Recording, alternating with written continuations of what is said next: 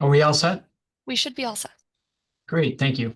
Okay, good evening. I'm calling this public hearing to order in accordance with the Massachusetts Wetlands Protection Act, MGLC 131, Section 40, and the Boston Wetlands Ordinance, Boston City Code Ordinances, Chapter 7-1.4. The Boston Conservation Commission will hold this virtual public hearing this evening on October 15th, 2025. Tonight, we will be holding a special public hearing regarding the Phase 3 regulations public comment period. In accordance with Chapter 107 of the Acts of 2022, we are conducting this meeting online. To ensure public access to the deliberations of the Conservation Commission, the public may access this call through telephone and video conferencing. Additionally, the meeting is being recorded. If you do not wish to be recorded, please turn off your video. Members of the public may have an opportunity to ask questions and provide public comment on applications and discussions. To do so, please raise your hand or type in the chat in the application via the Zoom meeting platform. If you're calling in and cannot use the platform, you can raise your hand by pressing *9 and *6 to unmute yourself, or send your questions to staff via email at cc@boston.gov. For the record, I am Michael Parker, Chair of the Commission. Could staff please identify themselves? Alice Brown, I'm the Director of Environmental Quality at the Environment Department. Elena Idemary, Environment Department. Dee Hernandez, Environment Department. Max Hartledge, Environment Department. Okay, great. Thank you. I'll go down the roll of commissioners present. Commissioner Linay, Amy Linay, Commissioner Wilson, Mike Wilson, Commissioner Conan, Anand Thiruvengadam, Commissioner S.S. Smargiassi, Steve S.D. Smargiassi, Commissioner Herbst. Ann Herbst. Okay, great. Thank you. The agenda item for tonight is discussion and vote to open public comment period on the proposed regulations and performance standards for climate change adaptation and resilience, environmental justice, coastal flood resilience zone, inland flood resilience zone, and extended riverfront area drafted under the Boston Wetlands Ordinance, Boston City Code Ordinances, Chapter 7-1.4. So staff is going to be providing a presentation on the draft regulations. I believe, Alice, you're going to be presenting? Correct. Okay, the floor is all yours. Thank you, Chair Parker, and thank you, members of the Commission and the many people who are gathered here tonight. I'm grateful that several of you have been heavily involved in past iterations of this regulation development process, either recently or more historically. For those of you unfamiliar with the process or who would benefit from a refresher, in December of 2019, the Boston Wetlands Ordinance was adopted by the Boston City Council, which gave the Conservation Commission the ability to create a new set of regulations that would go above and beyond the Massachusetts Wetland Protection Act, which will heretofore often be referred to as 310 CMR, which you'll also see in the draft regulations. In August of 2020, Phase 1 regulations were adopted by this commission, and in February of 2022, Phase 2 of those wetland regulations was adopted. The first phase explained how to file under the new ordinance primarily, and the second was designed to help folks file the new performance standards for things like land subject to coastal storm flowage and vernal pools, which are recognized in the state regulations but did not have performance standards. For a wide variety of reasons, Phase 3 regs were put on hold and have now been restarted. In January of 2025, the process restarted to develop the regulations you're going to see tonight. Tonight, we are doing this special public hearing in which we hope the Commission will vote to open a public comment period. We will then have a public meeting to provide additional information with a real focus on the environmental justice regulation on October 29th that we encourage people to come to as well or to tell their friends. Comments will be due in November, and then in December we will have a subsequent hearing where the Commission will vote to either adopt the amended regulations based on the comments or open a second public comment period. The folks involved in drafting these regulations include Conservation Commission staff, I would say present and past. I see a couple people who've been involved in the past who've helped us get to where we are. For this particular phase, staff has been focused on project management and doing the regulation drafting, whereas we've had an incredible consultant team led by Seiler Climate Consulting with Star Luna and Noble Wickersham and Hart, who've helped us do the types of stakeholder engagement, equity framework, policy Delphi, which I'll explain in a moment, and regulatory review. We're also really grateful to members of our Equity Council, which come from environmental justice communities around the city. They're local residents, they're advocates, they have different types of experience with regulatory processes, with wetlands, et cetera. The technical working group is primarily made up of folks who work in water, equity, or environmental justice, environment broadly, or state agencies related to all of those things. So it's a combination of folks in nonprofit and public sector who have experience with the regulations in some and/or climate resilience in some capacity. And finally, the interagency working group is colleagues in other city departments, primarily parks, the Office of Climate Resilience and Planning. If you were to look at the process in a more linear way, while also considering the types of inputs, I'm going to show you two different versions of this diagram. So taking the past timeline and changing it into this, there are those three groups that are coming together that are rotating through phases of feedback. They've taken the previously drafted regs and they've been able to give us iterative feedback on things like values, goals, outcomes. That's all been translated into the environmental justice framework, as well as the broader wetland regulations and performance standards that happen mostly through the summer and early fall. And we're now here in this place where we hope that you can help us refine the final details of these regulations and standards. Oops, I thought that would work. Another way to look at the planning process is with this diagram, which I know has lots of circles and bubbles, but the Equity Council, as I mentioned, was doing a set of cycles through understanding how they were going to work together, what are the purposes, what are they trying to solve for relative to the Conservation Commission. They co-created values, they developed goals and outcomes, and they went through that process and considered the different stages and drafts that we provided them with through these three lenses. There was also an iterative process with what we called the Policy Delphi, which sounds super wonky, but it is an online survey that enabled members of the technical working group and interagency advisory group to consider different types of strategies. So if the Equity Council proposed a strategy or goal, the people in the technical working group could say yes or no, this is something I would support or not support, and here's why. And then based on their feedback, we were able to go back to the Equity Council and then return again to those technical folks to give another iteration. Do I still feel the same way with more information? Do I want to change my answer, et cetera? So it's a very cyclical, iterative process that I would really thank our consultants for managing and providing the feedback that they have for us. Elena, is there anything you need me to know? Okay. The Equity Council developed these shared values around accountability, respect, environmental justice, community health and well-being, a transparency of process. We heard a lot that there's things about many city processes, but obviously the Conservation Commission that are just not as clear to members of the public. So we're thinking through that. And then really thinking about community power. And this will come out in various things that you'll see later, but I wanted to share these shared goals that they developed early in the process. And now let me talk to you about the regulatory sections themselves. There is a new definition section there, and the other 5 are listed in the ordinance. So there's a climate change adaptation and resilience section, an environmental justice section, a coastal flood resilience zone or CFRZ, an inland flood resilience zone or IFRZ, and a riverfront area. In this slide presentation, they do have Roman numerals, but because they haven't been finalized for the regulations, they haven't been given Roman numerals consistently in the document. We didn't want to have to find and just like actually which section is going. So you will see in the draft regulations that they are simply section some color and then whatever their subsection is after that. And so these colors are used in this presentation and they're used in the feedback form, and we're trying to make it as consistent as possible. They mean nothing other than to fill in for a Roman numeral, but I wanted to flag that here. The definitions. We have tried in creating definitions to be as consistent as possible with other places these are used in either our own ordinance or with other similar regulations, primarily those of the Massachusetts Environmental Protection Act Office, or MEPA, and then with the state wetland regulations 310 CMR. We've tried not to invent new definitions that would be at odds with other regulatory processes, but we recognize that many of the terms we use here are often used in other contexts. And so we're really trying to be clear. If something is in capital letters like impacts of climate change, we are referring to the definition provided in the ordinance that we have reiterated here.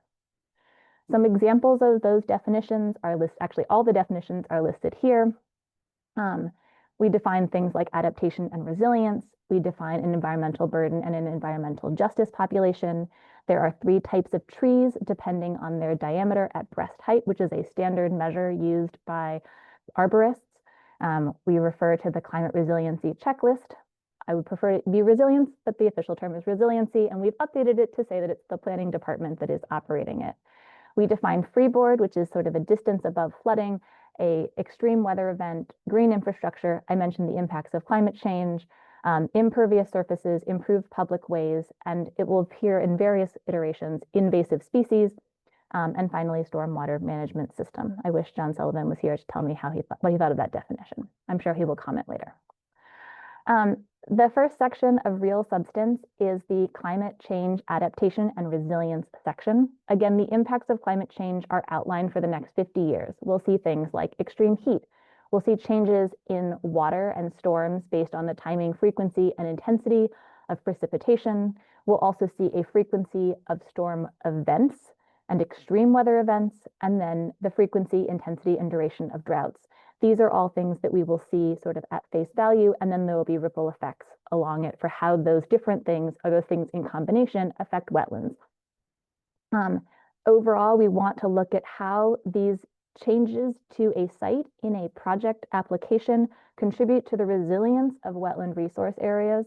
It's something that the Commission has been considering since the ordinance, but hopefully this provides further guidance for exactly what additional information can be provided to the Commission and how the Commission will evaluate that information.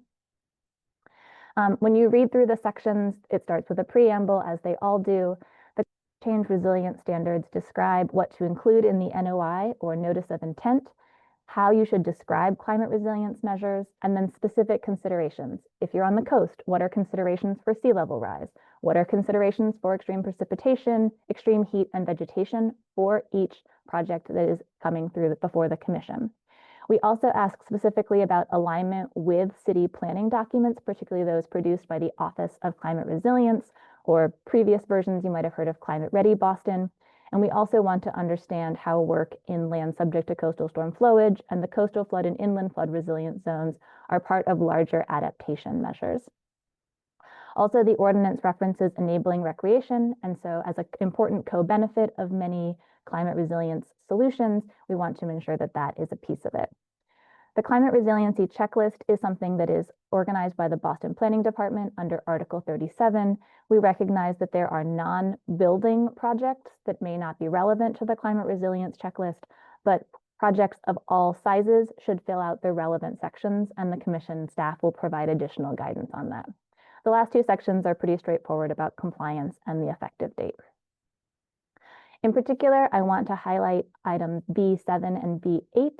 Both of these are designed to help projects that are already trying to sort of do the right thing for climate change. They're either projects that are specifically coming out of the Office of Climate Resilience or other city departments for the sole purpose of creating better resilience and adaptation measures, and or they're part of a larger project that is in line with city planning efforts. Again, you might have seen the Climate Ready Boston plans for each neighborhood or the current U.S. Army Corps study. Being aligned with the work of those should help make a project clearer for the Commission and should be followed accordingly.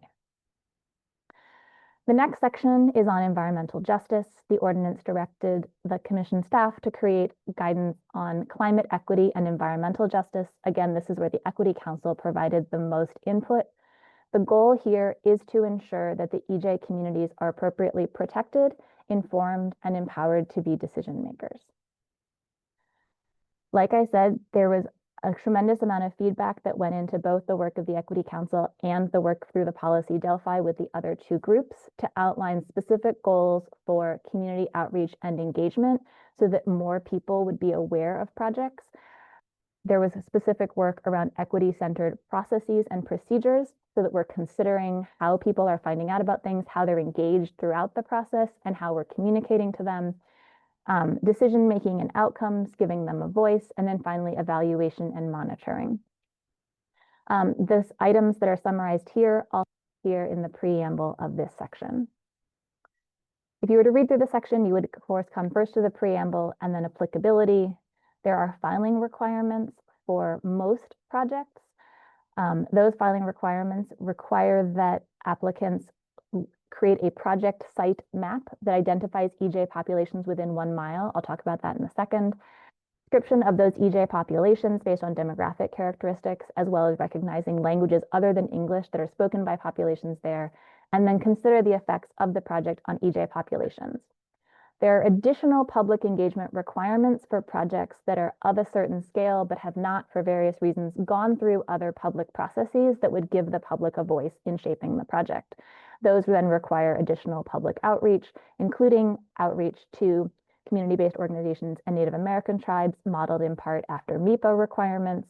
Again, a MIPA project would not have to do this, but projects that haven't gone through a public process would. It's also about providing additional community meetings upon request, providing better signage at project sites, and documenting community input prior to CONCON. Pre-filing consultations are available, and then we have a discussion of exemptions and an effective date. The exemptions in particular, we are open to additional feedback on. It's truly a part where we hope to get comments in the comments. If you're unfamiliar with the term environmental justice communities, or you're not exactly sure what it means for Boston, this screenshot of the Massachusetts map of this, that it covers the entire Commonwealth, outlines how different census block groups are identified. Things in yellow have a specific minority population threshold. So you can see that much of the city meets that requirement. Other populations are identified based on income, language isolation, or various combinations. So this information is what is asked for as a supplement to just pointing them out on a map. We also talked a lot about the kinds of information that needs to get evaluated and who, like the levels of how projects might need to do additional outreach. We worked on this, shopped this with the Equity Council to try to understand, based on filings over the past 2 years or 1.5 years, the kinds of things that come to the commission and the level of relevance for doing additional outreach.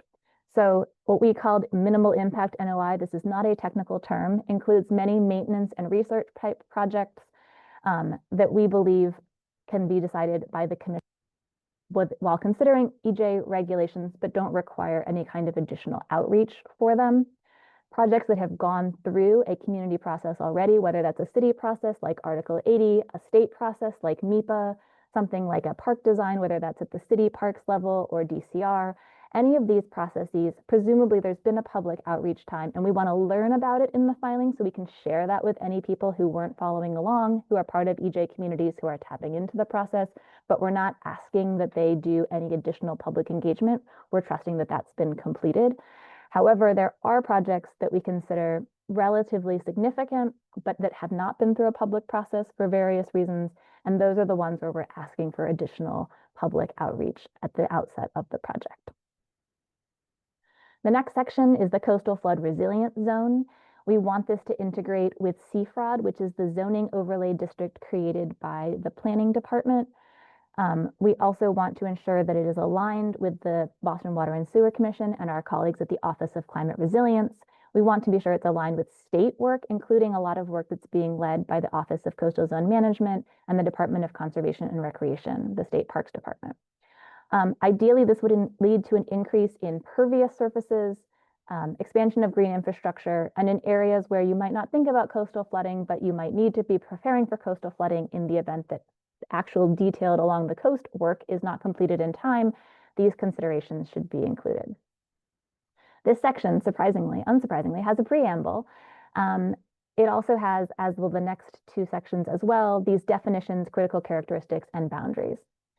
The CFRZ starts inland of the existing demarcation for land subject to coastal storm flowage, and then goes inland for what we say is approximately 50 years. Given the current maps available, we imagine that those are differentiated as places that would flood in 2030, in 2050, and then in 2070.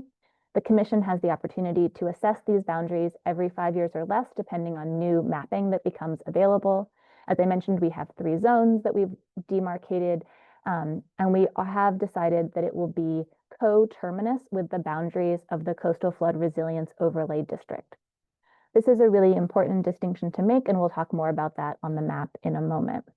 There are presumptions, performance standards, special processes for redevelopment within previously developed areas. So if it's already entirely impervious, there's a different pathway than if you have in currently pervious area. A process for administrative review that will hopefully facilitate some of the medium-term and long-term zone projects, and an effective date. These maps, I know they're very small, from Climate Ready Boston show how far inland flooding will go in 2030, 2050, and 2070. And the 2070 map you'll see on the right was adopted as the CFROD, or Coastal Flood Resilience Overlay District map as well. So that's the extent of 2070. I want to note here that there is a newer map called the Massachusetts Coastal Zone Flood Risk Model, or MCFRM, which if you were actually planning a project that may be subject to coastal flooding in the future, it provides really nuanced information about how deep the water might be, depending on the type of storm, the distance in the future, the amount of sea level rise, et cetera. From a planning standpoint, that is the map that I would recommend, and we point to that in the regulations. However, it makes the assumption that we will not be improving the Charles River Dam, which would mean that a huge amount of the Back Bay and other areas along the Charles River would be inundated. It seemed irresponsible for us to begin to permit differently than the planning department by adding that additional zone when we expect that the Charles River Dam will be supplemented with additional elevation so that that area can be protected. So we are recommending that the CFROD map and not MCFRM be used to define the CFRZ. And I can answer more questions about that later. I also want to note that there are these subsections D10 and sections E and F are really designed to facilitate projects that are in the mid long-term CFRZ to make them go faster. So they are getting checked by the Conservation Commission, but not with the full level of scrutiny of newer projects that are more likely to flood. The IFRZ is complex in that we have written regulations with the hopes that there would be a map that still does not fully exist. The Boston Water and Sewer Commission is doing really complex modeling on inland flood risk, and they have not completed that model. We expect it not to be out for another year. If the commission decides that this is something that they're not prepared to fully adopt at this time, we leave that up to the commission, but we did want to have draft regulations for this hypothetical inland zone that will be based on this future map of model. It too is designed to lead to an increase in pervious surfaces, green infrastructure, and hopefully additional stormwater capture that will be prepared to address increased precipitation. This section has a preamble. The definition, as noted, is about land that is inland, that is subject to precipitation flooding, that is going beyond land subject to flowage, and there are some pretty clear determinations of how much water an area must contain in order to fall into this category. Again, the commission can assess the boundaries in 5 years or less. We're waiting for the model. We have additional presumptions, performance standards, an administrative review process, and an effective date. The riverfront area is based on changing the existing state regulations that provide 200 feet of buffer from the edge of the river, from the mean high water line inland. The state regs specifically call out a select number of communities and reduce the riverfront area to only 25 feet. And these regulations are re-extending it in areas of the city that have not yet been developed, but are along the waterfront. The language in this section pulls heavily from the existing state wetland regulations, 310 CMR, 10.58. So if there's something in it that you are confused by, or you wonder, like, where did that come from? It's probably in 10.58. And if it's not, that's what we can quibble over. We're just trying to be consistent with larger regulations. And we have a series of maps that we've developed to understand which projects may be impacted. Some of our maps were giving us a sense of where there would be changes. So is this affecting mostly commercial spaces or park parcels or et cetera? And we cannot access any of those maps today because a tool called Access Boston that gives us access to all sorts of really incredible tools in the city is not working today. So we had some more zoning information for you that we will share in the future. We wished we had it for you today. This section includes a preamble. It defines far inland the riverfront goes from being simply 25 feet to up to 200 feet. It applies to all of Boston's named streams and rivers, as well as many brooks and other smaller bodies of water. It is based on the distance from mean annual high water. We have clarified the designation of extended riverfront, provided presumptions, performance standards, ways to evaluate practicable alternatives, ways to presume that there will be no significant adverse impact. We have exceptions for redevelopment within previously developed and degraded areas so that those areas can remain less riverfronty. A set of exceptions, an administrative review process for recreational projects, and an effective date. A couple things to highlight here. Imagine this is a section view, so we've cut into the earth. If you can imagine that this is the mean annual high water line for the river itself, the 25 feet or the 200 feet is measured straight across and not up the slope. This is a question that we get in lots of other contexts with existing areas, and so we have carefully diagrammed it here for you as a differentiator, and it's spelled out in the regulations. There's also specific rules for certain areas in the city.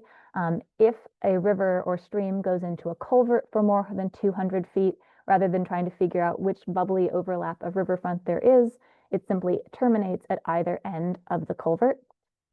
Where a river or stream contains an island, the island also has riverfront on it, so it goes 200 feet inland in either direction. I don't think there is an island that is more than 400 feet wide within a river within the city of Boston that we would have to worry about. This diagram is a piece of the Esplanade on the Charles River.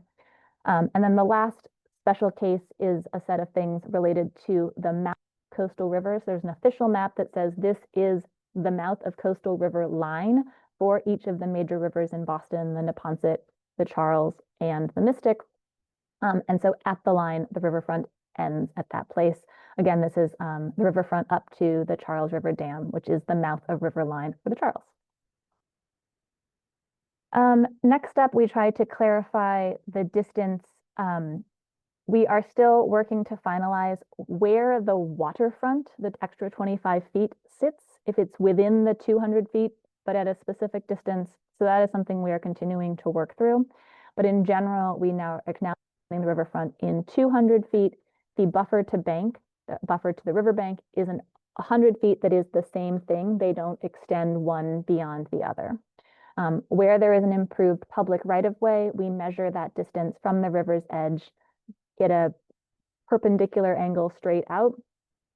You'll see here that if it is 25 feet, it would go into the improved public right-of-way, but otherwise the riverfront line stops at the public right-of-way. That's an overview of the regulations. We're going to pause to take questions here in just a moment, but I will note on this list that we have our public comment period hopefully opening soon, the community information session coming up on the 29th, and public comments will be due on November 14th. If all goes according to plan, that would put us with a special hearing on the 17th, and the dates in gray are potential dates if the commission votes to open a second public comment period at that time. I'll pause there and return it to Chair Parker. Okay, great, thank you. A lot of information, and you went over it very quickly. First question is, where can we find these regulations? Dee Dee is going to drop a link in the chat with a PDF, and they will be published online tomorrow morning when hopefully Access Boston will be restored. Okay, fantastic. Hard to ask a lot of questions without looking at the regs. So one thing I will ask, if we can go back to the mapping of the CFRZ zone. I think you said that it would be consistent with the zone in Article 25A. Is that correct? Yes, that should be correct. Okay. Okay.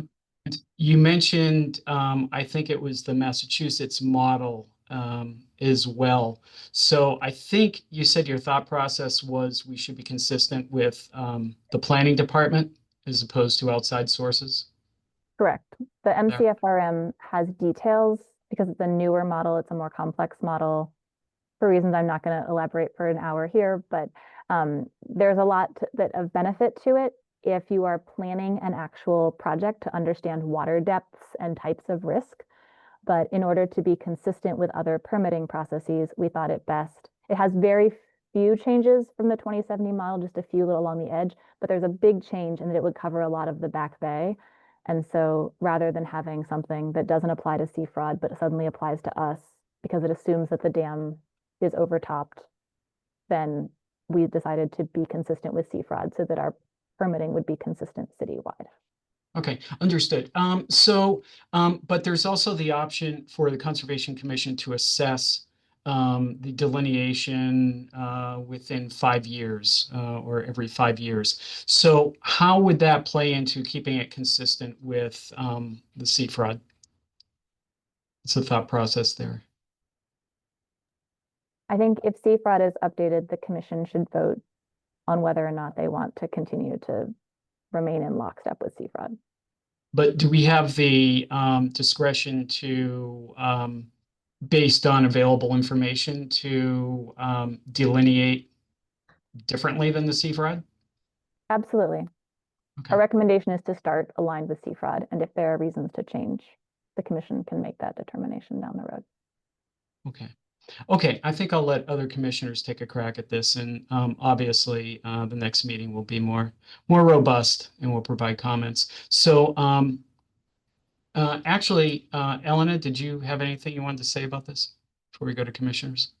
Not at this point. No, I'm hoping to cover just a reiteration of next steps, and I can drop a link to the form where people can submit their comments, but I'll wait until we have gotten through the rest of the questions for now. Okay, thank you. Okay, Commissioner Linay. I guess I'm curious, I think you spoke pretty thoroughly about the community outreach piece, but I wanted to make sure I understood that if a project is already subject to a community engagement process through other means, it wouldn't necessarily impact the outreach related to this. I think I asked because sometimes when we get more attendance from the public at a hearing and people have comments that maybe aren't relevant to our jurisdiction, then it feels to them like they may have missed an opportunity to provide comments on the project at an earlier stage. So could you talk a little bit more about that? Absolutely. I'm going to skip back to the slide of relevant.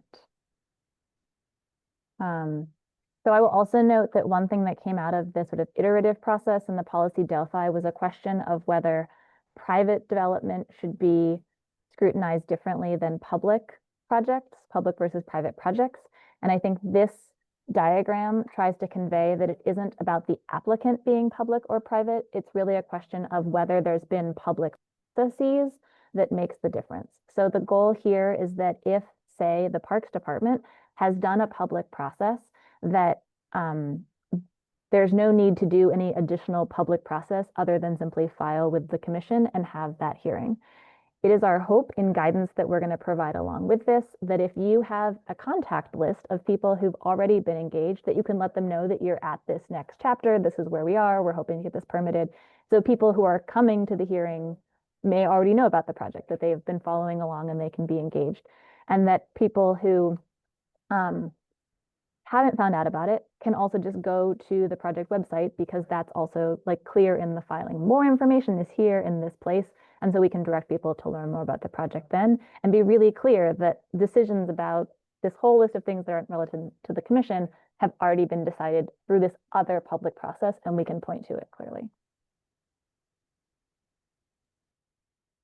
Okay, no, that's helpful. And I think, are there any sort of recommendations, like in terms of really trying to get maybe the word out about the project to a wider, I guess when I think what I'm getting at maybe too is sometimes in our butter mailings for NOIs, that's when people are hearing about the project for the first time, because that's not always required in, like, say a parks project.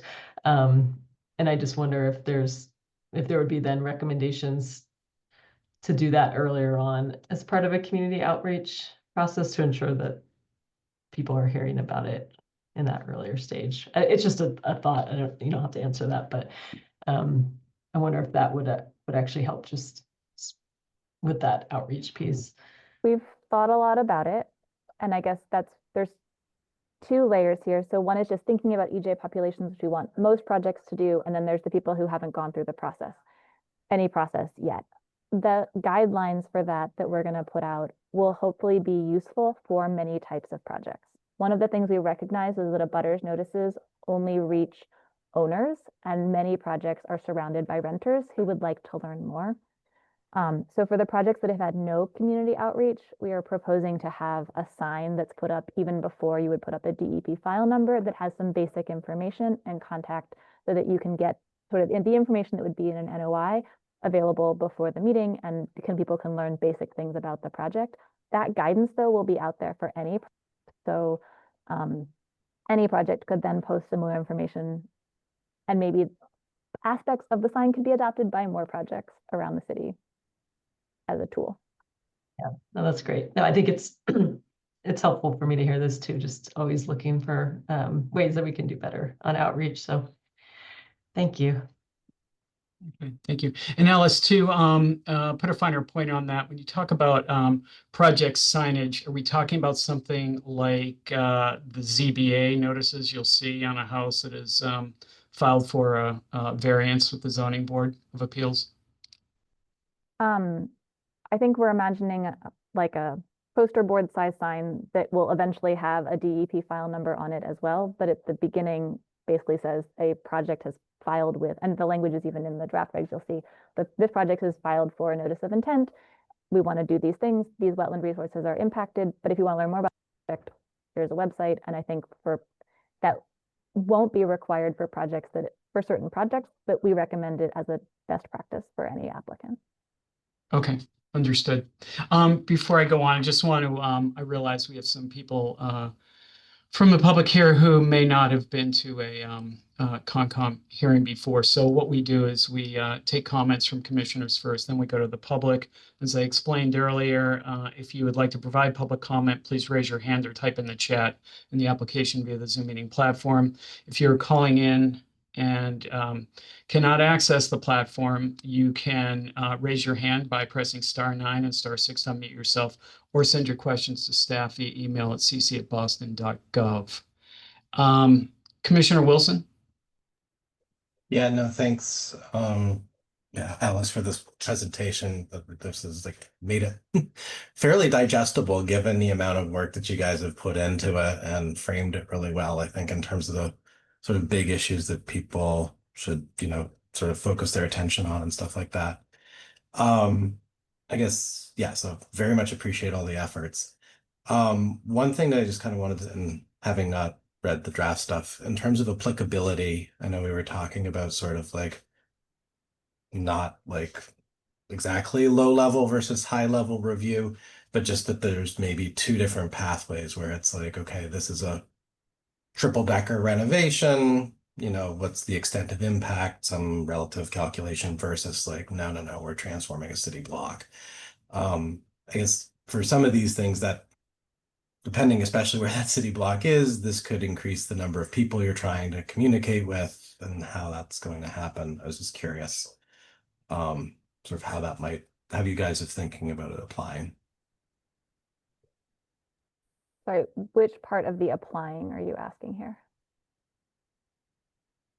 Oh, sorry, just in terms of, especially for like environmental justice, like reaching out to folks within a mile or something like that, like could be a lot given a certain scale of a project versus, another scale of the project where that would absolutely be very reasonable, and 5 miles probably wouldn't be enough. So in terms of notice and distance, the 300-foot abutters notice will continue to be the core outreach principle. We haven't come up with a differentiated system for that, except that, again, some of the CFRZ projects that are further inland will be subject to administrative review. And because of that, they won't be filing a full NOI that would require the full abutters notice. In terms of communication to environmental justice groups, We're modeling it off of MIPA, so we're hoping to have an outreach list of community-based organizations and tribal groups who are notified of projects in the neighborhood or in the relevant environmental justice populations nearby. And we encourage applicants to find other groups who are very close to the project site, who might be impacted, who might still not want to be on that list, but like they would care about that project. And we're saying, who else might you reach out to? Again, that's a pretty specific set of people who would need to have that kind of outreach, though it is a best practice we can use for any project. And then the signage, again, is something, another layer of communication that is available. If you have any EJ populations within a mile and you're doing that like significant NOI that hasn't done a public process, then that would be required for you. Does that differentiation make sense? Yeah, for sure. I mean, I think I'll have to read the language sort of on that because I think there is a happy medium that it's very hard to strike. That you know you know how development works in this city and in other cities. And yeah, just don't want to set up something for us to trip over. We would I look forward guess- to your comments on that. Yeah. I'll have to brush up on, and like Chair Parker was starting to allude to some of it, but I'll have to brush up on my sort of like land use law 101 or something like that in terms of like how we connect ourselves to model results and other standards maintained by other agencies and stuff, like where sort of it's convenient and sensible versus it then sort of hamstrings us in different ways because we might have slightly different understandings. And I mean, I think that, you know, I applaud you for sort of bringing up the glaring sort of, I don't know, issue of the Back Bay Dam and the New Charles River Dam in the sense that like, I think it's one assumption to assume it's maintained, which is frankly a big assumption. But B, that it's then improved, whereas other places to be improved. And I think that makes a big difference in longer term development patterns and stuff like that. You know, and obviously that there's been lots of work that has gone into establishing those CFRZs. And I think that might be something that if you guys can point us to what BPDA sort of where they got themselves to on that when they were looking at the Mass Coastal model, that would be helpful. And just sort of, you know, in a way that we're following some sort of curve, there's going to be ratchety increases and thinking about just how that works and trying to stay in sync so different folks don't have different standards. But yeah, this is where the rubber meets the road, and I feel like you guys laid really good groundwork in phases 1 and 2 to set us up for success in phase 3. And it's exciting to see it all happening. Thank you. Great. Thank you. Commissioner Conan? Thank you, Chair Parker. Thank you, Alice. Clearly a lot has gone into this. It must have been a lot to also go through various parties, including the consultants, and paying special attention to the fact that this is about EJ. So thank you for doing all that. Are we the first city to accomplish something like this? Do you know? I can't say definitively, but I think the EJ regs are probably cutting edge. Some of the other climate things I think have been adopted by smaller communities because we are certainly not the first community by a long shot to have a local ordinance. So I think Right. Other Yeah, I just meant the EJ part, which is, you know, I believe is cutting edge. And the reason I thought of it is because as you said in the beginning, in December 2019, the ordinance was signed by Mayor Walsh, I believe. And in a couple of months, it's going to be 6 years since that was signed. So it's been a while since it was signed, and we're starting to work on the last set of regulations. And then there's the comment period, as you said, and there may be a second comment period if warranted. So this is actually part of how we conduct our operations before the development and the commission and the city as a whole benefits from this.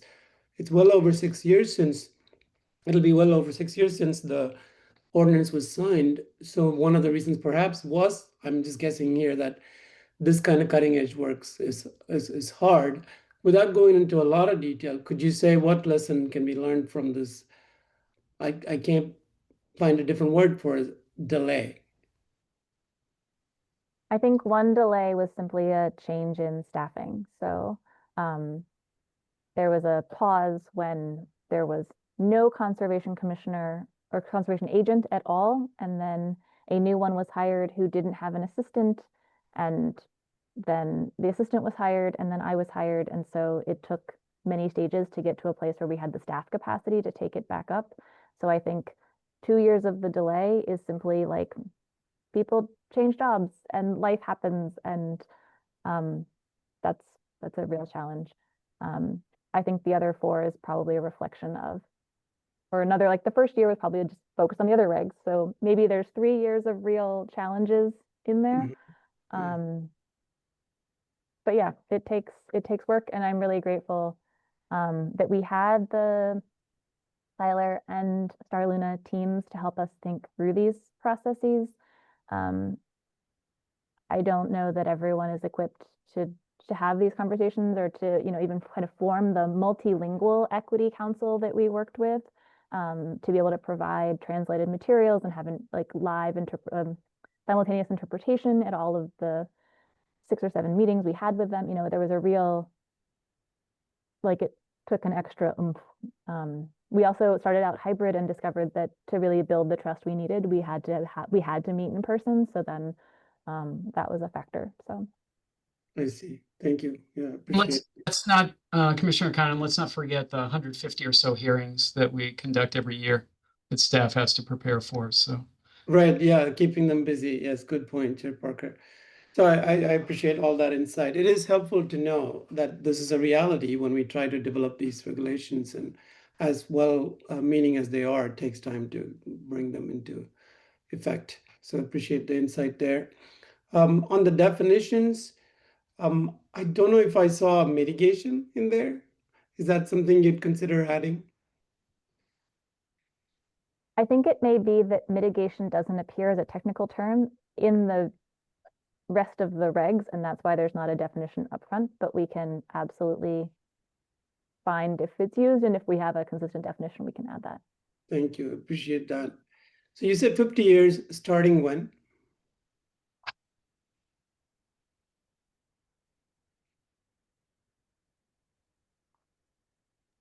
Sorry, my unmute was having problems. It says, the ordinance says about 50 years. So I think the challenge we have now is that we're not going to get a new model that is 50 years out of every single year that we're in. So today, the best models, even the MCFRM, go out to 2070 as the 50-year time horizon, but recognizing that that's not truly 50 years from today. I think as a new round of models are created at the city and state level, we'll have a 2080 map that will hopefully be available before 2030, but then that will sort of be the map for a little while. If there are specific edge cases where the commission feels a project hasn't properly considered 50 years, I think that, you know, if there's other available science out there that the commissioner could point to, or that we can point to in our filing guidelines, or that we want to adopt additional guidance for, but I think it's going to be an approximately 50 years most of the time. Meaning starting from 2020? So for now, I think a 2070 map, which is Right, actually 45 years right now, right. is what we're going to rely on. And then we'll hit a point when a new model or a new set of climate projections that are being used, again, by our colleagues and other city and state agencies, becomes the norm. So, you know, maybe in 2028, we get this new map, and then we're at 52 years, and then we're back to 48 years, you know, like it sort of will bounce Sure. around. Yeah, I understand the complexity there.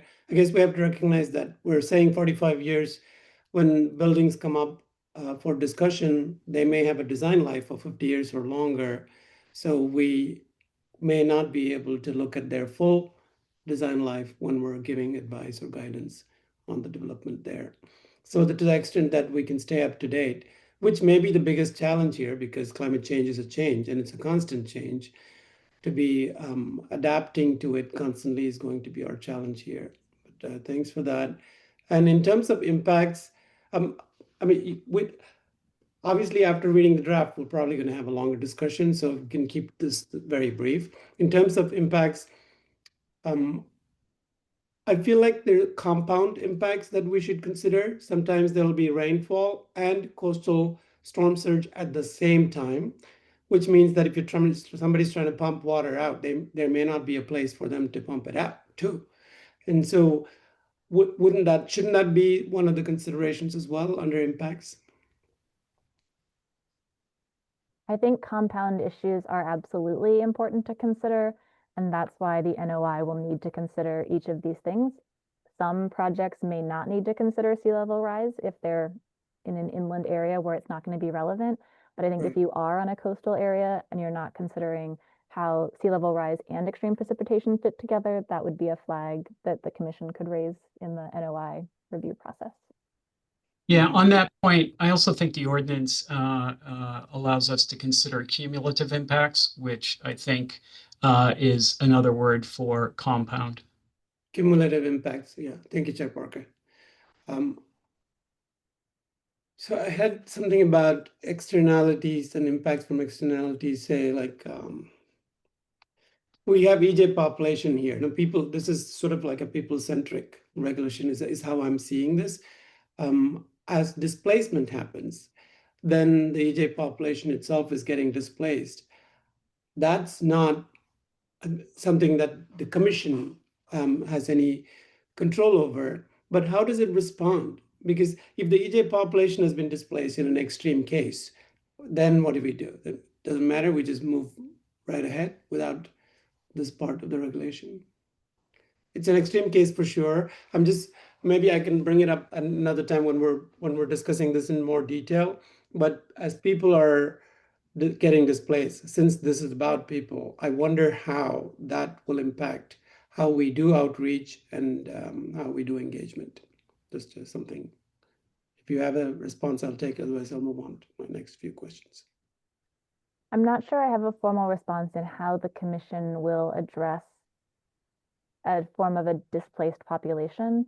I think I do know that there are city studies on neighborhood change and displacement that actually show that from a demographic perspective, not as many subsections of communities are changing as you would think. Maybe individual people do, but not like the population statistics are relatively stable.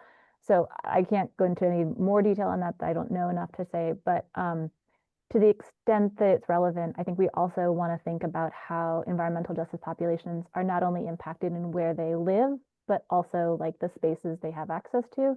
So, if there is a park, for example, like a waterfront park that we know is being heavily used by a minority population or non-native English speakers who have limited English access, and the commission wants to think about either how outreach happens differently or any other like environmentally relevant things for that. I think some of it is just about what the commissioners know about place.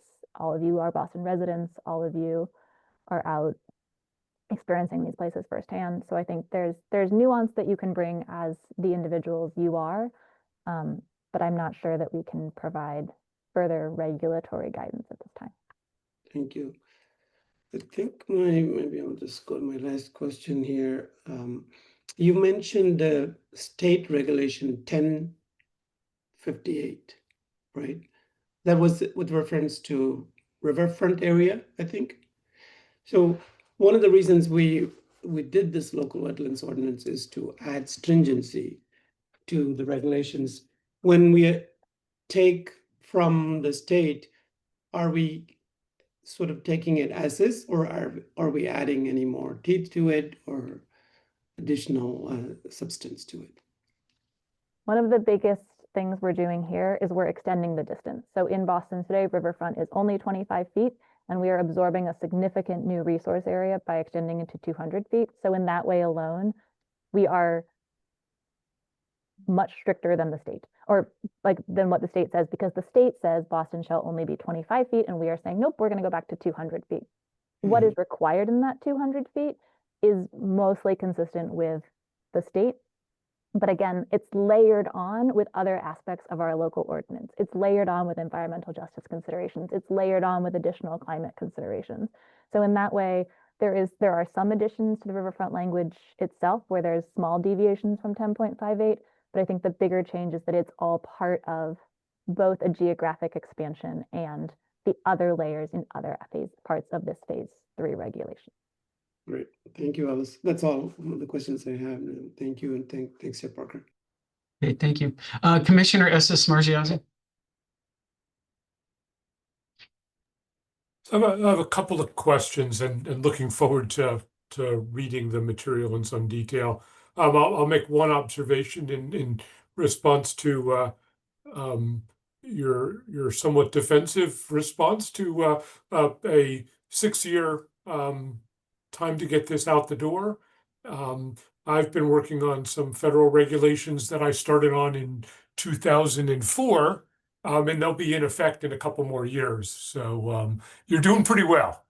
Looks pretty complex to get done in that amount of time, given everything else all the other things that happened in our lives between 2019 and now, as well as the regular workload. So I do share a little concern if this portion of if our mandate includes a lot more outreach than many other processes, that we will have folks coming to the hearings and being disappointed. I think that's always it leaves a sour taste in our constituents' minds. So to the extent to which we can push some of those ideas out to encourage others to do better outreach early for their processes, so they're not coming to us with concerns that are more appropriately raised in other venues, that'd be great. I do think the kind of guidance that you'll need to write around that, and also around which pathways through the regs work for different scale projects and different projects with different degrees of former outreach, is going to be important, because I feel like the reg itself is going to be fairly daunting to get through. So that I think will help us in not being the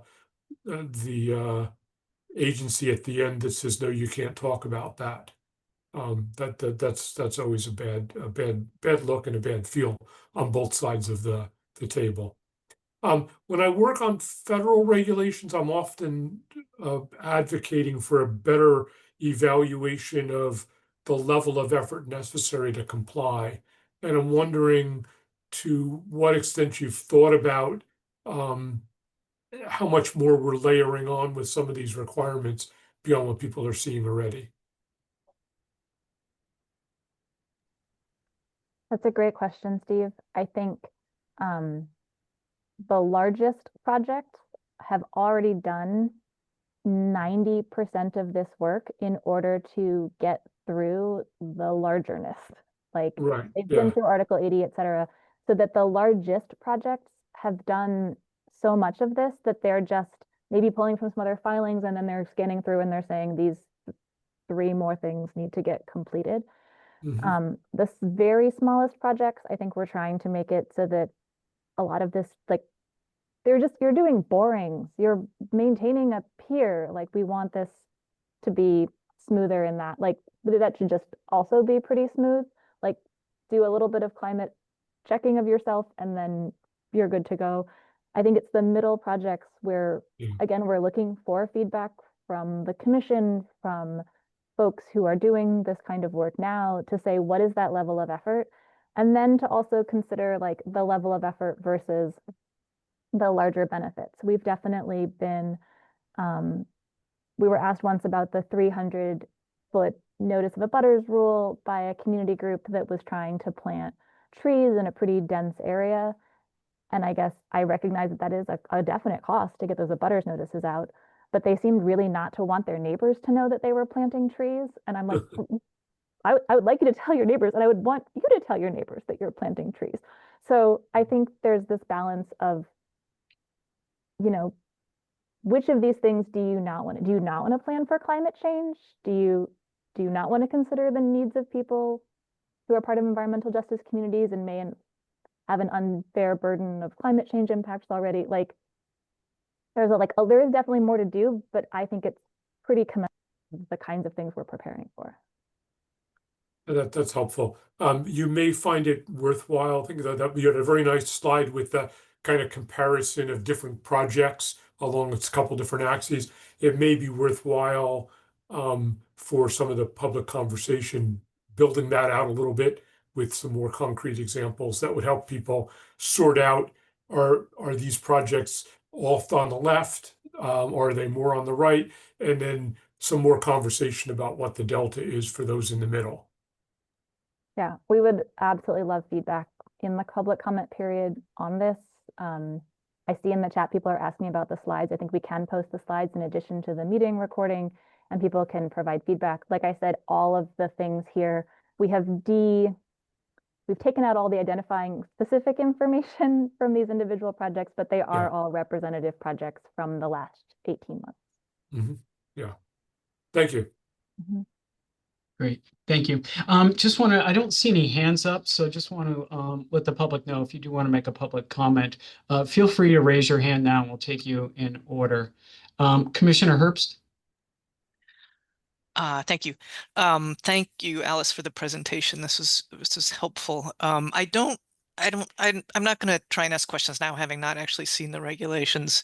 One thing I know from the last go round is that it is really time consuming to review them. And one thing that would be helpful would be if you could provide a highlighted version that identifies this language came from the state or this language came from somewhere else. Because if we're having to think about every word, is this like something we've made up, or is it something that's existed for 20 years? It will just be a lot easier to do. Hopefully that's not too much of a onerous task, but I think it would be helpful.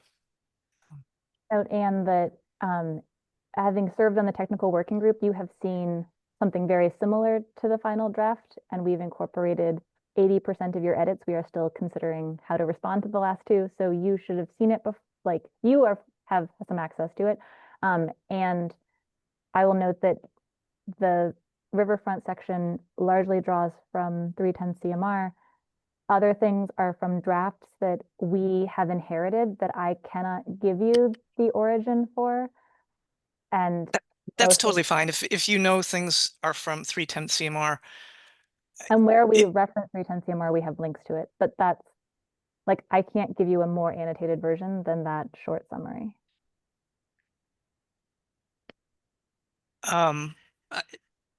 Okay, I mean, I haven't looked at it in any detail. I just know, like, when I'm reading the whole riverfront, it would just be helpful if I knew this whole thing comes directly from it, or something is different.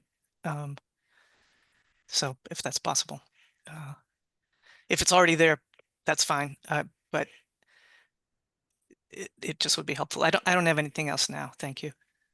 Okay, thank you. So just a couple quick questions. I did actually, now I'm looking at the regs.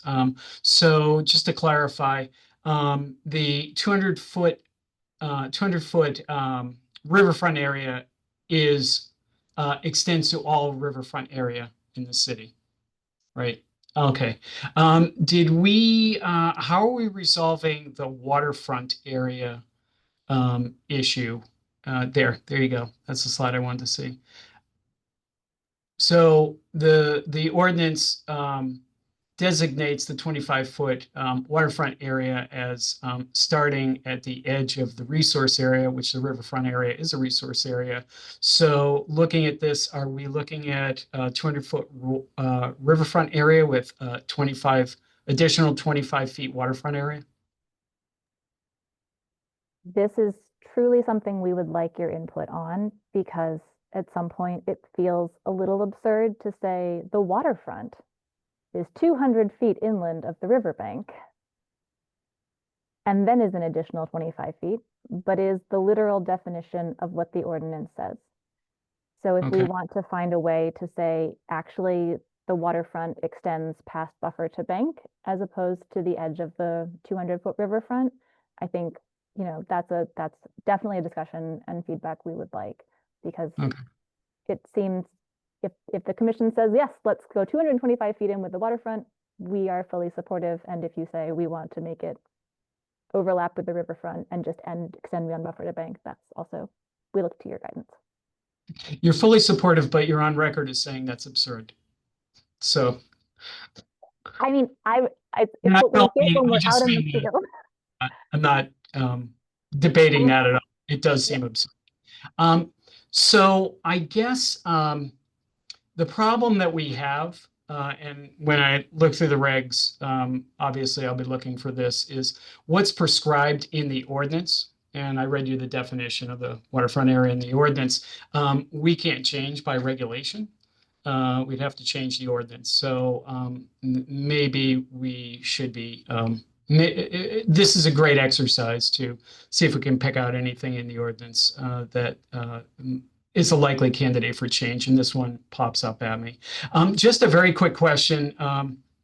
I'm looking through the regs themselves right now, and to Commissioner Herbst's comment about what's coming out of the WPA regs and what is local. What I noticed was the alternatives analysis here in the regs, and I believe it's in the riverfront area, says something like the alternatives analysis shall not include interior design specs, and talks about number of rooms, bedrooms, etc. within a building.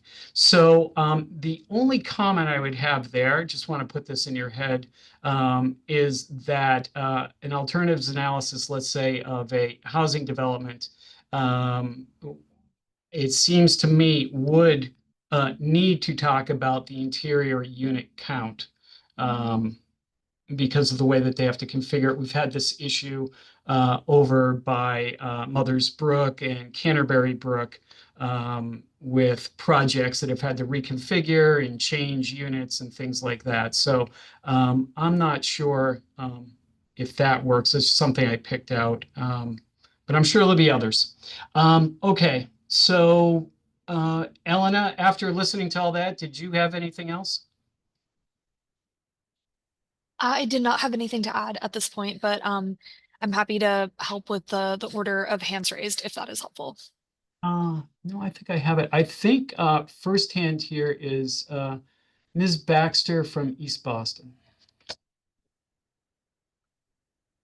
Thank you very much. This was really a very impressive presentation. Thank you so much. And I really look forward to looking through all the details. I have 3 questions that are really focused at an overview level and not necessarily to be answered in detail tonight, but just things that I'm thinking about before I see the actual regulations.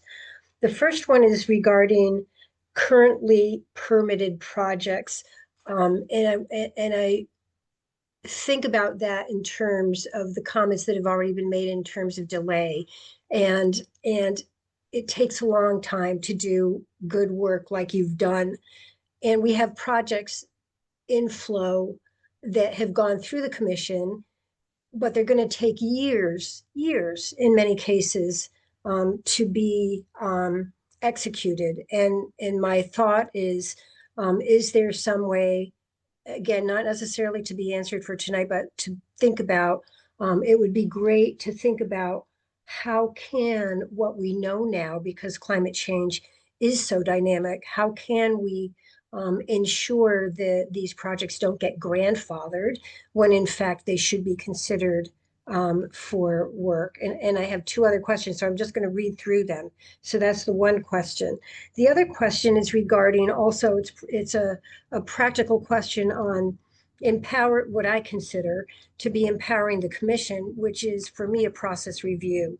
Today, my limited view of how the procedure or how the process works is I wish the Conservation Commission came a lot earlier in the process so that, you know, the Boston Planning Agency could think about what the Conservation Commission is considering and have that knowledge, that you guys were more upfront with things and that was considered, that you would have the results of the Boston Water and Sewer Commission reports before having to render a decision. So my request there is that could the process in line with the phase 3 regulations also be reviewed as you finish those phase 3 regulations to say, where could the Conservation Commission best fit in to take full example or full advantage of these new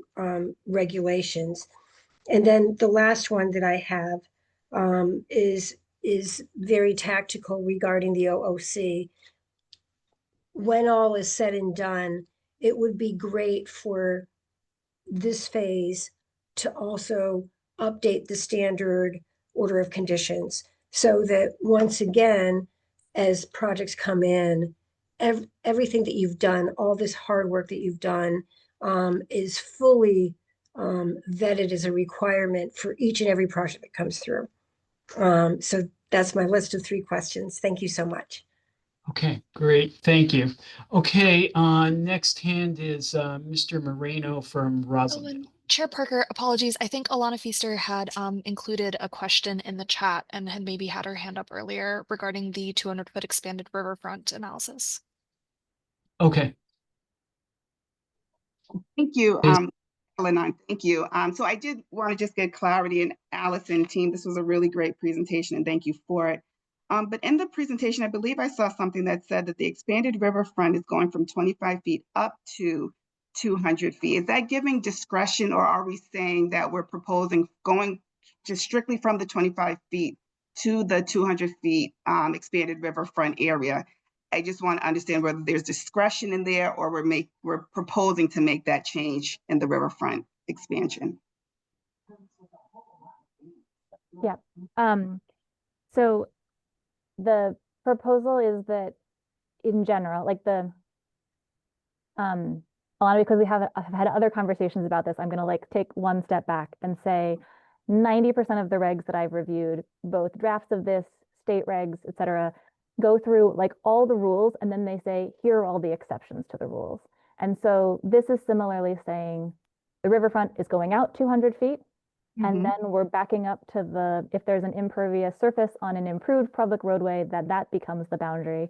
And then on the slide I have up here, G about previously developed and degraded areas, again, means that if you have something where there's, been an industrial use for a century, that is essentially exempted from the regulations, even if it's within that 200 feet.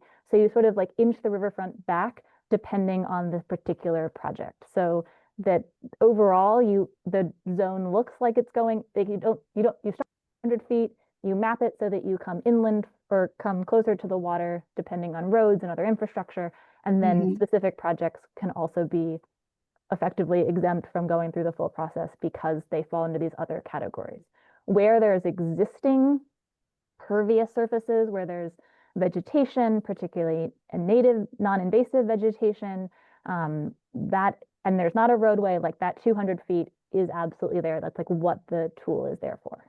That's perfect. To your specific question, yes, there is an alternatives analysis outlined in subsection E. Great, thank you so much. Appreciate it. Chair Parker, do you want me to respond to Cindy's comments or just keep going? Oh, I thought that she was just throwing him out there for consideration. Okay, Mr. Moreno from Rosendale. Thank you, Chair Parker, Commissioners. I appreciate the presentation this evening. Look forward to reviewing the regulations. I am going to go back to what Commissioner Wilson had to say earlier, and I will take some credit for setting us up for success for phases 1 and 2. But that aside, I did just want to, for the Commission's consideration, given the importance of these regulations, given the length of time that is taken to develop these regulations in consideration with the Equity Council and all of the other input that's been provided to date, I would request the Commission consider maybe an extended comment period, 45 or 60-day comment period for this set of regulations. I think it warrants the additional time to really dig in and allow folks to review in detail and provide really thoughtful comments for the Commission's consideration, especially if the intention at the next hearing on these regs is to, potentially review and adopt something at that point. So that would be my only comment to the Commission. Thank you. Thank you. Elena, I don't see any other hands. Do you? I don't see anything either. Anything in the chat? Nothing in the chat. I believe we've addressed all of the questions that were included there. How about your email? Nothing in my inbox either. Okay. Chair Okay. Parker, can I note just that each section that we've gone through tonight has an effective date, and projects, it is only effective for projects that file 90 days after these regulations are adopted. So to questions about that, there is not a retroactive application of these. However, there may be amendments to projects that have previously come that would then be subject to the regulations. Okay, that was one of Cindy's questions, correct? Yeah, got it. Okay, thank you. Okay, Elena, you said you had something, a summary of further activities here that you wanted to go through. Okay, here we go. Yes. So just to highlight the upcoming dates and deadlines, which Alice mentioned at the beginning of her presentation, again, today we are at the October 15th special CONCOM hearing. The next event is going to be on October 29th, which is 2 weeks from today. It's a community information session. That's going to be an opportunity for other folks who maybe weren't able to make it to this presentation to learn more about the process, and we will also have a Q&A on the new regs with a focus on the environmental justice regulations as they are currently proposed. Currently, the deadline for public comments is November 14th, due at 5 p.m. That might be subject to change. If anything, it will be a little bit later than that. Again, there have been some technical difficulties on the city's end with Access Boston. So if we are delayed in getting information out to people, we will take that into account. We currently have another special CONCOM hearing scheduled for December 17th, and that is looking at the revised draft regulations, presenting them to the commission, and asking for a vote to either adopt them as is or with minor revisions, or to potentially open a second public comment period. Again, the dates that are in a lighter color, January 16th and February 18th, these are dates that will become relevant if there is a second public comment period. And the last thing that I just wanted to flag is that I am going to include a link in the chat to a Google form, which people can use to submit their comments. It's a relatively straightforward form, but if anybody does run into any questions, you can reach out to commission staff, and I will include our contact information in the chat in case folks don't have it. Okay, so my question on that, though, isn't it a little unusual to close the public comment period, then we 33 days later consider the comments and then adopt a second public comment period? I don't remember ever seeing a gap like that. As I think Nick was suggesting, 60 days would run from today. That seems I don't know how that works logistically. Chair Parker, the dates on this slide can be updated if the commission wants a 60-day public comment period instead of a 30-day. And then we're allowing 30 days for the 30 days plus actually getting to a Wednesday to then have materials so that you would, the idea right now, again, you can vote to open a comment period or not and decide how long that should be. That is at the commission's discretion. We're giving ourselves a week to accumulate the comments, a week to make edits and review internally, or a week to make edits, a week to get legal input internally, and then a week for the commission to review all the comments and changes. But again, we're open to either the window of public comment or the window of for preparation for a hearing. And then also, if you would like to both extend the public comment period and have a hearing in the middle where you as a commission then discusses sort of where, having reviewed this and you want to have further discussion before you close public comment, we are absolutely, this is a proposed schedule. We can change it if you would like. No, understood. So I think, looking at this schedule, I think what I would propose, and I'm interested in other commissioners, is that we open a public comment period tonight that lasts 60 days. I'm a little uncomfortable with doing 30 days, waiting another 30 days, and extending another 30 days. It seems like we are, and then actually not approving the regs until the middle of February. I think it's maybe a more streamlined process if we just did 60 days tonight and allow for the comments to come in as opposed to the staggered schedule. So just quickly, I'll just go around. Commissioner Linay, what do you think about that? I think that makes sense. Okay, thank you. Commissioner Wilson? Yeah, I'll agree with that. It's a tight timeline and tough time of year, but I think we can thread the needle this way. Okay. Commissioner Conan? I do like that idea, Chair Parker. Tonight, though, sounds like a little early because we're just getting the draft and the form. We just a few minutes ago got the form, and when people don't know how to provide the feedback, how can they do that? Sure. Yeah. So I think that we could start the public comment period tonight for 60 days, right? That's not to say we wouldn't extend it after 60 days, because as Commissioner Wilson points out, we have holidays and all of that. So I don't know if we really want to. I think what you're suggesting is wait a few days and have the public comment period start. I don't know, what are we at now? October 15th, October 18th for 60 days? Right. Once the form is out, once the draft is out. Yeah. I mean, I have it right now.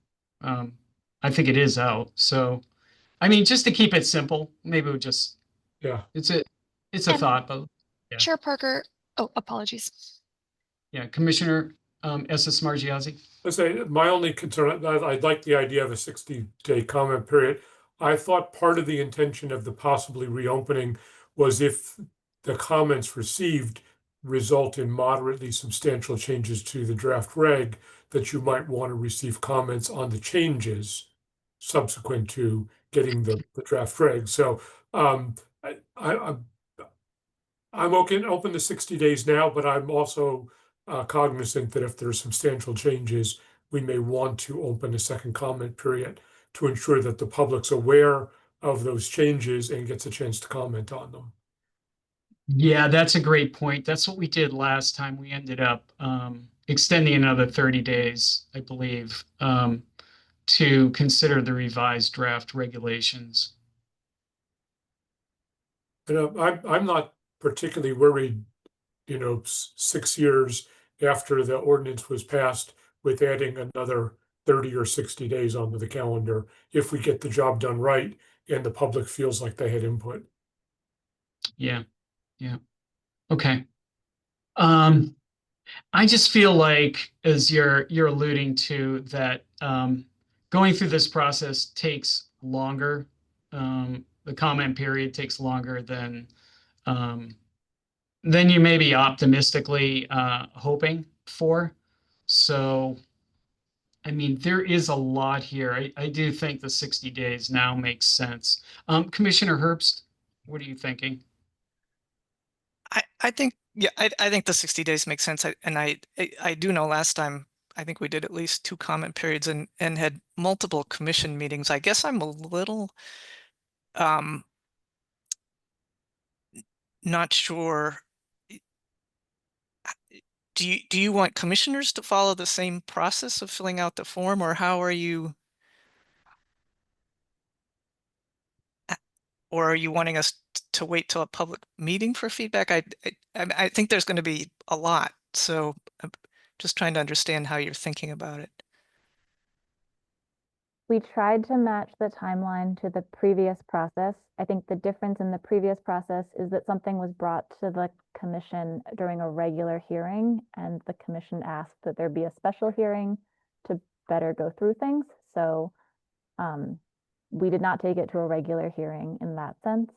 I think that the commission, again, could decide to use either a date in November or a date in December prior to or around the same time as the public comment period closes to have another one of these discussions, right? So we could still use the December 17th hearing as approximately the comment deadline cutoff, but also just a chance for the commissioners themselves to have this kind of discussion about the regs rather than submitting formal comments.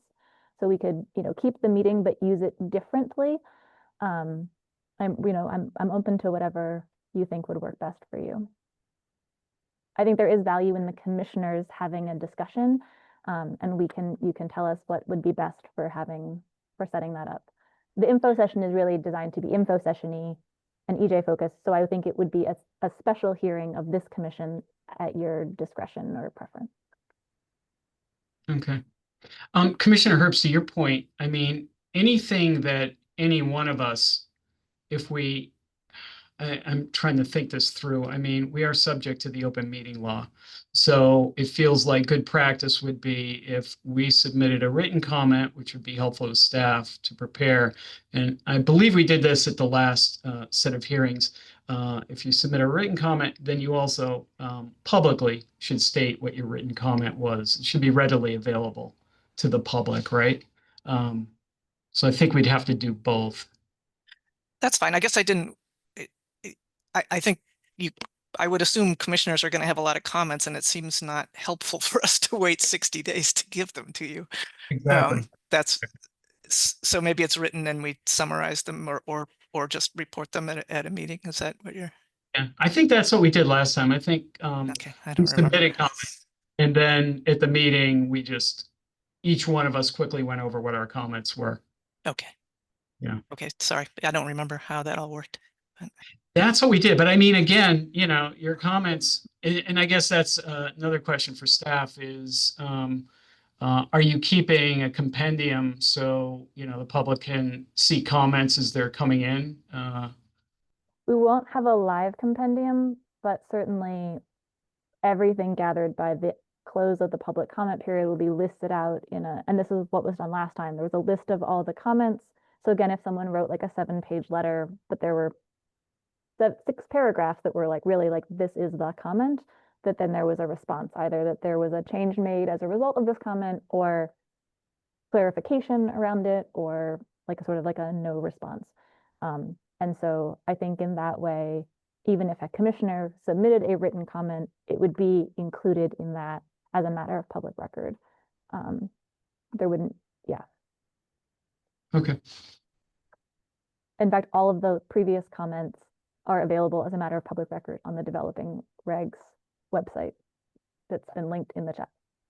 Okay, thank you. Okay, so with that, I would entertain a motion to open the public comment period for the Phase 3 regulations for a period of 60 days. So moved. Second. Great, thank you. And I think I need to amend the draft regulations. Just want to make that clear. So I have a move and a second. So Commissioner Linay. Aye. Commissioner Wilson. Aye. Commissioner Conan. Aye. Commissioner Estes Margiazzi. Aye. Commissioner Herbst. Aye. And I vote aye. So that carries 6-0. Okay. Thank you very much, Alice. Thank you, staff, and to all the advocates and working groups that you assembled to put all of this together. This is amazing, and we have a lot of work in front of us, and I think we're all looking forward to it. So again, our extreme thanks here for all your work. With that, I would accept a motion to adjourn. So moved. Second. Thank you. Commissioner Linay. Aye. Commissioner Wilson. Aye.